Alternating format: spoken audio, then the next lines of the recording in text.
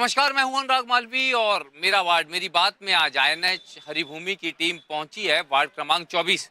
सबसे पहले मैं यहाँ की तस्वीर दिखाता हूँ। ये वो वार्ड है जहाँ पे कहीं जमीन और कहीं आसमान नजर आता है। दरअसल ये श्यामला हिल्स है, यहाँ पर मुख्यमंत्री भी रहते हैं और यहाँ पर वो लोग भी रहते हैं।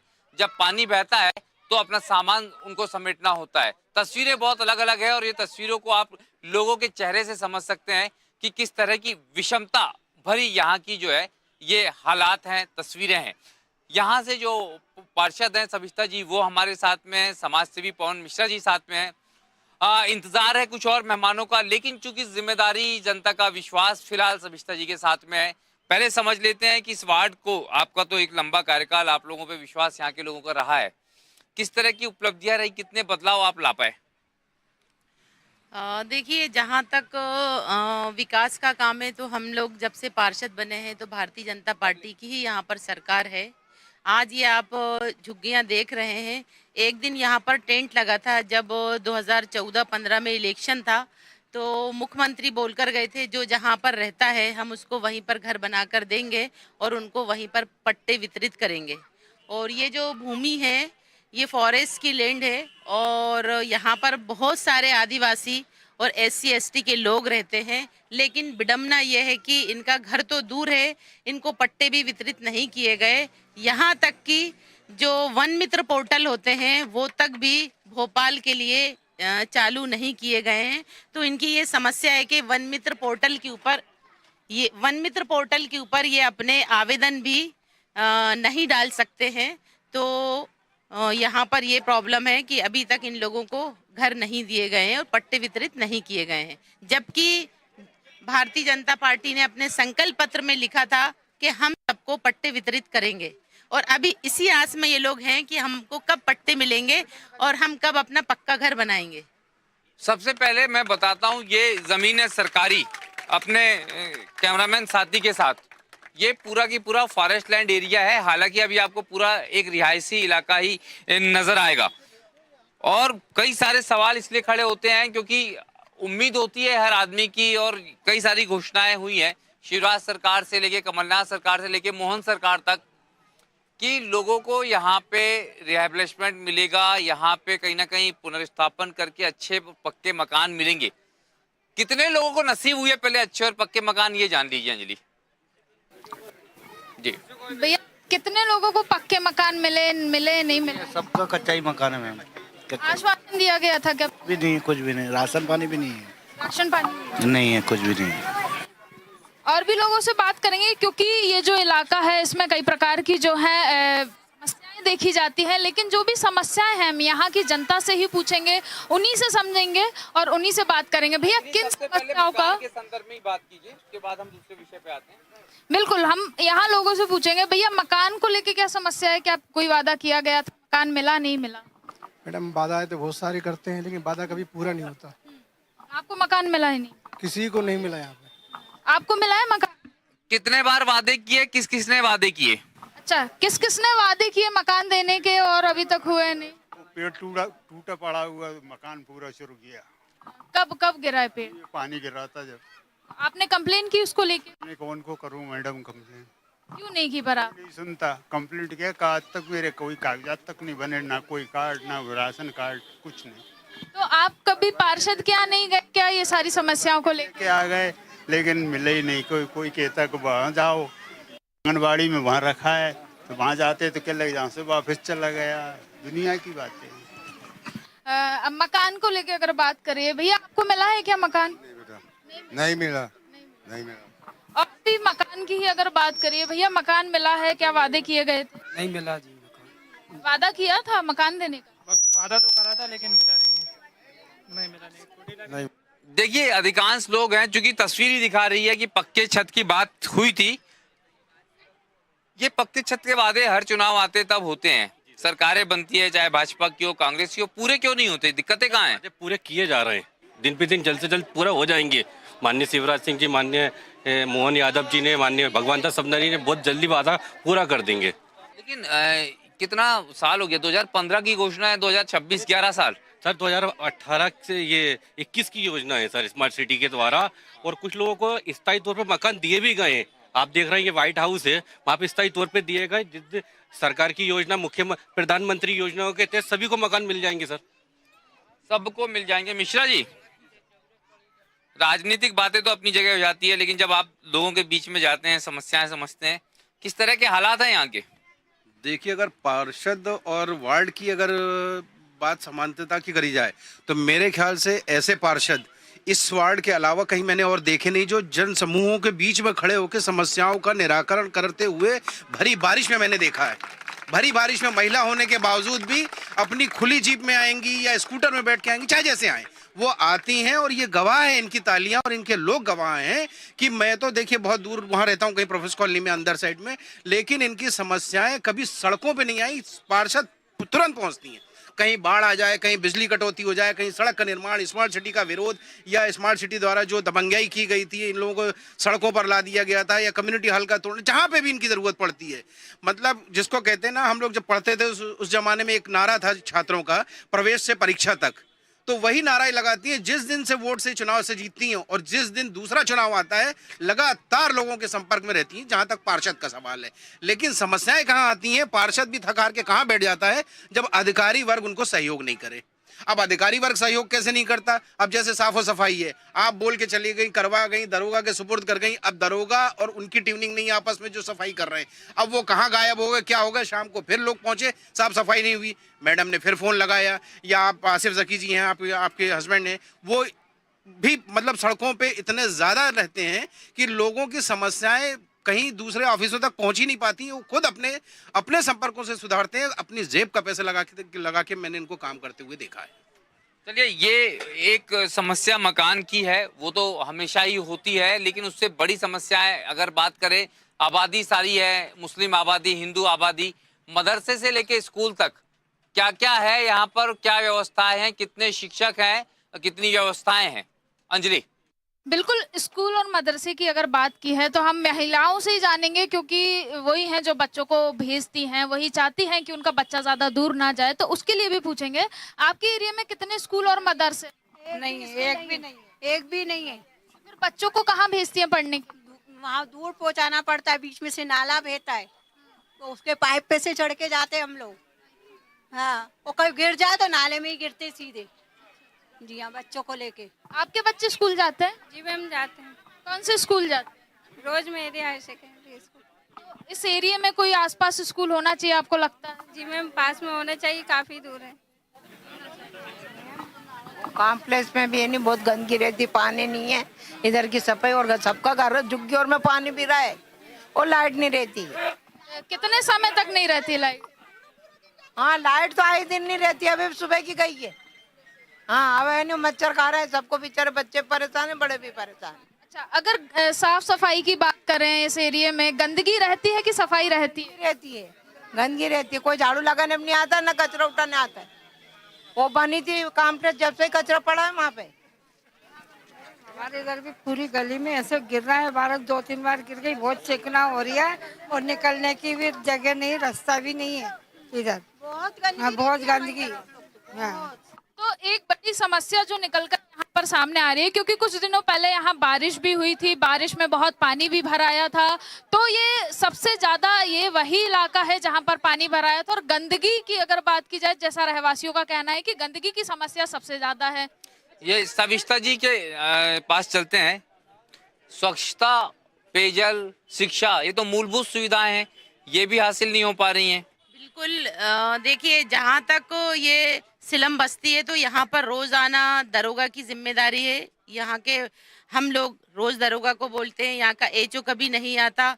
यहाँ पर पानी के लिए हम लोग इंजीनियर को लेकर आए थे, उनसे कहा था कि देखिए, इस सभी रहवासियों की शिकायत है कि पानी की सप्लाई जो है वो इतनी गंदी होती है कि एक दिन वो पानी रख देते हैं, दूसरे दिन पानी में से स्मेल आती है। लेकिन यहाँ पर इंजीनियर आए थे, अपना खुद का टेस्टिंग ट्यूब लेकर आए थे और उन्हें टेस्ट करके बताया कि नहीं, ऐसी बात नहीं है। लेकिन हम जब भी आते हैं तो यहाँ के लोग पानी की समस्या की शिकायत करते हैं। बाकी सफाई जो है वो रोजाना होती है, लेकिन जितनी तादाद के अंदर इनको सफाई कर्मी देना है इस बस्ती के लिए वो उपलब्ध नहीं कराती नगर निगम, तो ये वजह हो सकती है।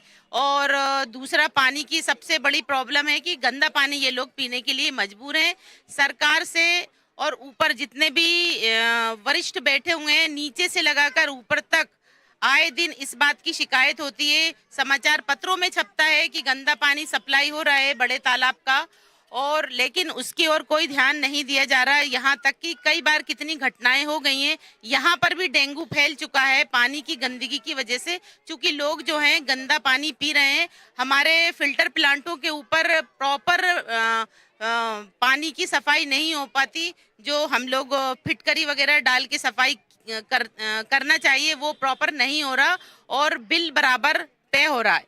लेकिन आप तो नेता प्रतिपक्ष हैं, आपका भी तो थोड़ा पावर होता होगा ना, आप भी तो ये बात उठा सकती हैं, कर सकती हैं। तो अगर आप नहीं बोल पा रहे हैं तो फिर बाकी के जो पार्षद हैं कांग्रेस की, उनकी क्या स्थिति होगी?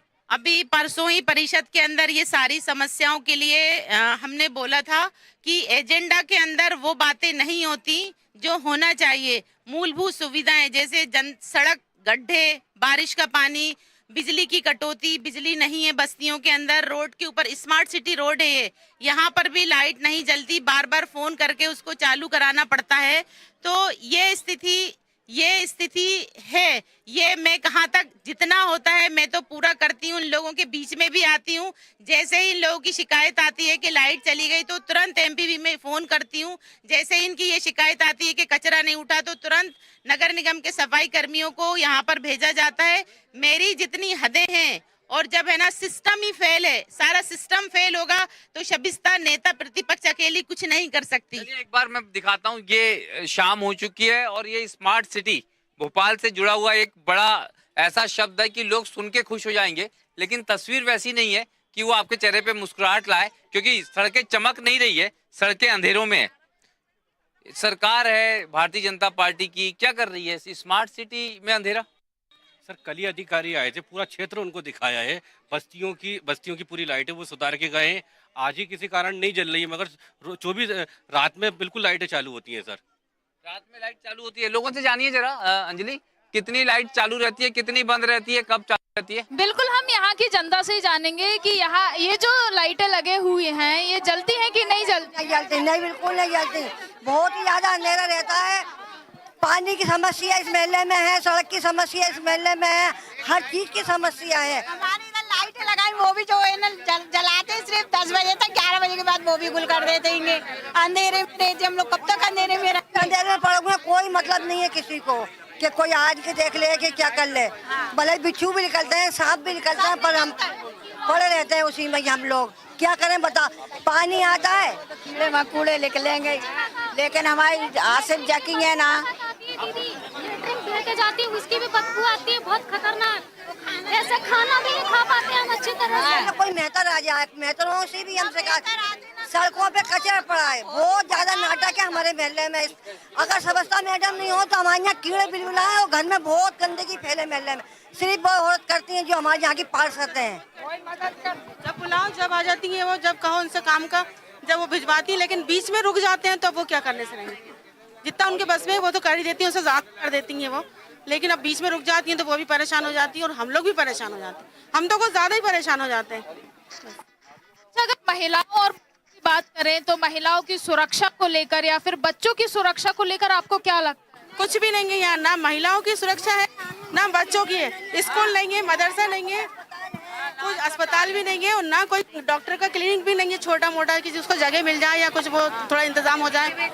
इमरजेंसी केस अगर आ जाए तो सीधे हम ही दिया भागना पड़ता है। बिल्कुल, देखिए अगर बात करते हैं यहाँ पर तो महिला सुरक्षा के साथ साथ सबसे बड़ी बात है कि दिया तले अंधेरा, क्योंकि जहाँ पर तमाम बड़े चेहरे रहते हों और वहां पर नीचे अगर रोशनी ना हो और वो भी स्मार्ट सिटी कहलाए तो सवाल उठते हैं। शब्बीर भाई, हर घर जो है पक्का घर, ये नारा आपका, हर सड़क पर रोशनी, ये नारा आपका, यहाँ तो कुछ भी नहीं है।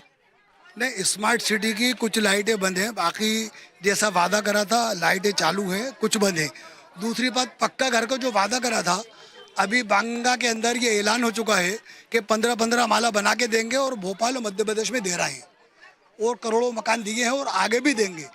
झुग्गी झोपड़ी क्षेत्र मुक्त कराएंगे तो कराएंगे, ये भारतीय जनता पार्टी का वादा है, उसको पूरा करेंगे। कब तक पूरा होगा, कब तक पूरा? थोड़ा समय लगेगा लेकिन आने वाले लोकसभा तक पूरा हो जाएगा। देखिए आज के 15 साल होगा मेरे को देखते हुए इधर पे, आज तक बाजी ऐसी स्थिति थी लोगों की कि कोई गिर रहे थे तो उठ रहे थे, बच्चों हॉस्पिटल नहीं ले जा पा रहे थे, आधी दम टूटती थी लोगों की। आज तक बीजेपी वालों ने कभी आके ये नहीं देखा कि ये जनता मर रही है कि जिंदा है कि भूखी है कि प्यासी है, कोई व्यवस्था नहीं बीजेपी की है अभी तक का बता रही मैं। और इनके अलावा बाजी के अलावा इस मोहल्ले के अंदर कोई नहीं आया बीजेपी। विधायक जी ने अभी 35 लाख रुपए पूजन कराई है, वहाँ गंगानगर में 2 शौचालय बनाए सर, और 40 लाख की कंक्रीट कराई है सर, माननीय विधायक जी के द्वारा। विधायक जी कभी नहीं आए, अगर विधायक जी आए थे तो उन्हें मालूम है कि नेक्स्ट ईयर इलेक्शन है, नेक्स्ट मैं बोल रही हूँ, आप बोल चुके ना, नेक्स्ट ईयर इलेक्शन है। विधायक जी जब से क्या कर रहे थे, शबिस्ता की सिर्फ पार्षद निधि, अभी सुनिए हमने एक सामुदायिक भवन के लिए पैसा यहाँ पर दिलवाया था, और अब विधायक जी ने उसमें इंटरफेयर करके उसका स्थान चेंज कर दिया। ये उनकी राजनीति है विधायक जी की। गरीब लोगों के लिए होता है ना सामुदायिक भवन, तो उसको वहां पर से ना बनवा के प्रोफेसर कॉलोनी के अंदर ले गए। प्रोफेसर कॉलोनी के अंदर सामुदायिक भवन का क्या लेना देना? क्या सामुदायिक भवन प्रोफेसर कॉलोनी में क्यों बनेगा? एक बार प्रोफेसर कॉलोनी में माननीय उमा शंकर गुप्ता जी बनवा रहे थे तो हमारी बहन सबिता जकी जी ने विरोध कर दिया था, तो उसकी वजह से नहीं बना था। अब दोबारा उसी जगह पे बन रहा है। मतलब जरूरत कहाँ है सर सामुदायिक केंद्र की? देखिए सामुदायिक केंद्र की जरूरत कहाँ है? विरोध करा गया था माननीय सविता तक्की के द्वारा, उस जगह का स्थान चेंज करके पोसर कॉलोनी में, और आप ये कह रहे हैं क्षेत्र में घोड़े गाड़ी शादी वादियों के लिए कुछ नहीं आएगा। वो स्पॉट बहुत अच्छा है, बहुत अच्छा स्पॉट है।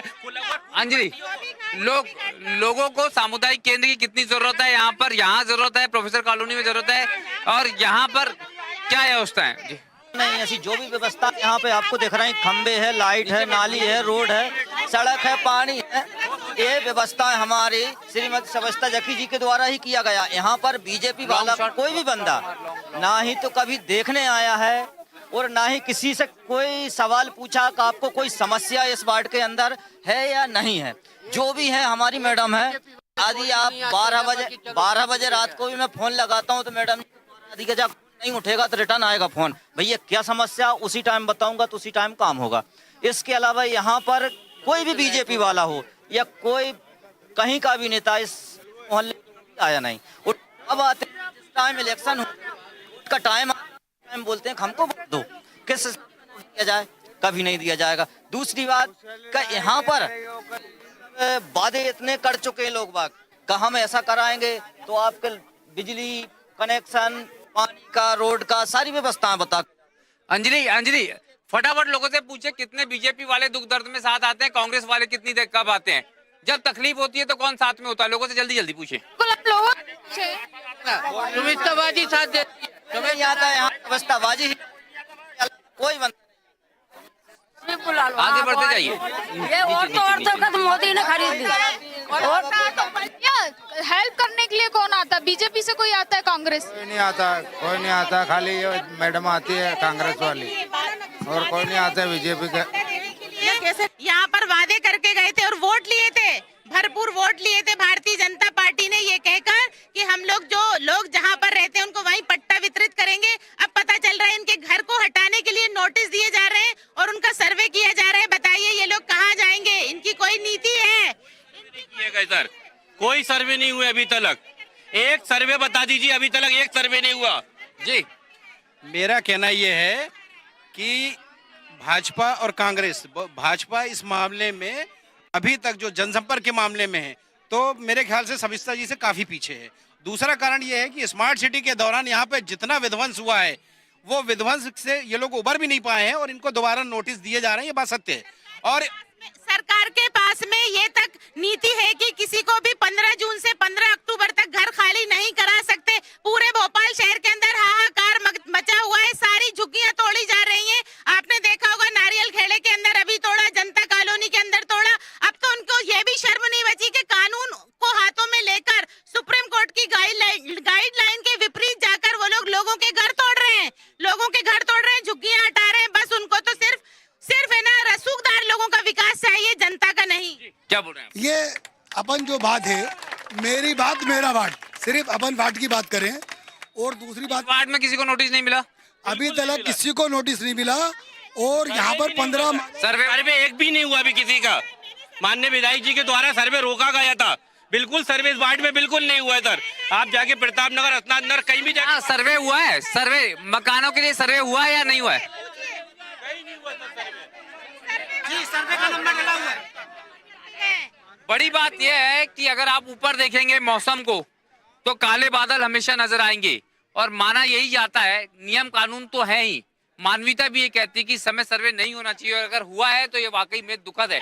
क्या इसको रोकेंगे आप लोग? बिल्कुल रोकेगा सर। जो सर्वे भी हुए, पहली बात तो हुए नहीं है, और हुए भी है तो यहीं पर बस्तियों को बना के यहीं दिया जाएगा। भारतीय जनता पार्टी के राष्ट्रीय अध्यक्ष जो यहाँ पर रहते हैं, मध्य प्रदेश के अध्यक्ष, उनके घर के पीछे दीवार है, तो वहाँ पर कल सर्वे हुआ। लोगों का मेरे पास फोन आया कि मैडम सर्वे हो रहा है, आप यहाँ पर आइए। तो अब बताइए, दीवार बनाने के लिए लोगों के घर के सर्वे किए गए, कम से कम 15 से 20 लोगों का धोबी घाट की बात है कल की। फिर मैंने एसडीएम साहब से बात करी और फिर मैंने तहसीलदार साहब से बात करी, तो उनसे कहा कि बताइए भारी बारिश के अंदर लोग कहाँ जाएंगे? आप सर्वे कर रहे हैं, दीवार बनाना इतना जरूरी है, और अगर जरूरी भी है तो आप उन लोगों से कहिए वो थोड़े पीछे खसक जाएंगे या अपना सामान हटा लेंगे, लेकिन उनके घर को हटाने की कोई जरूरत नहीं है। यहाँ पर भारतीय जनता पार्टी वाले लोग खड़े हुए हैं, उनसे वादा करवाइए कि हम कोई सर्वे नहीं करेंगे। किसी के पास नोटिस सर्वे नहीं हो रहा है सर।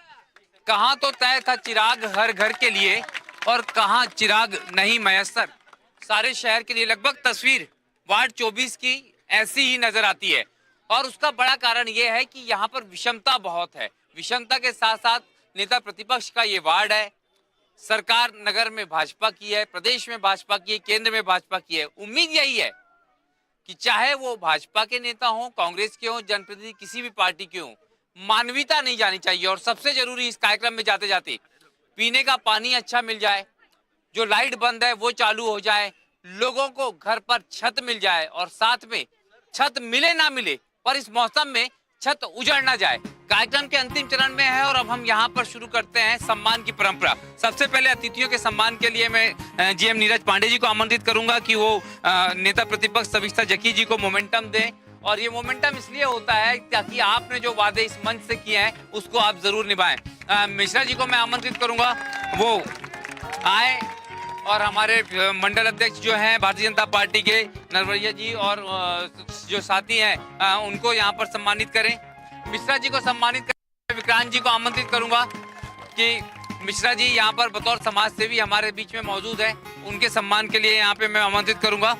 रोहित रजक यहाँ पर मौजूद हैं। रोहित जो प्रतिभावान छात्र हैं यहाँ पर एमसीयू के और फिलहाल में जो है एक पत्रकारिता के क्षेत्र में एक अलग तरीके से अपना नाम कर रहे हैं। यहाँ उनको मैं आमंत्रित करता हूँ। रोहित को सम्मानित करने के लिए मैं शशिकांत चतुर्वेदी जी को आमंत्रित करता हूँ। साथ में अगर हम देखें तो यहाँ पर योग के क्षेत्र में अंबिका सरजल जी जो हैं वो अगर मौजूद हैं तो हम उनको आमंत्रित करते हैं। अंबिका जी यहाँ मौजूद हैं क्या? ये देखिए, अगर आप योग प्रशिक्षु हैं और साथ में 12वीं की कक्षा से इन्होंने प्रोफेशनल प्रशिक्षण शुरू किया था, तो सविता जी को आमंत्रित करूंगा कि वो जो है अंबिका जी का सम्मान करें।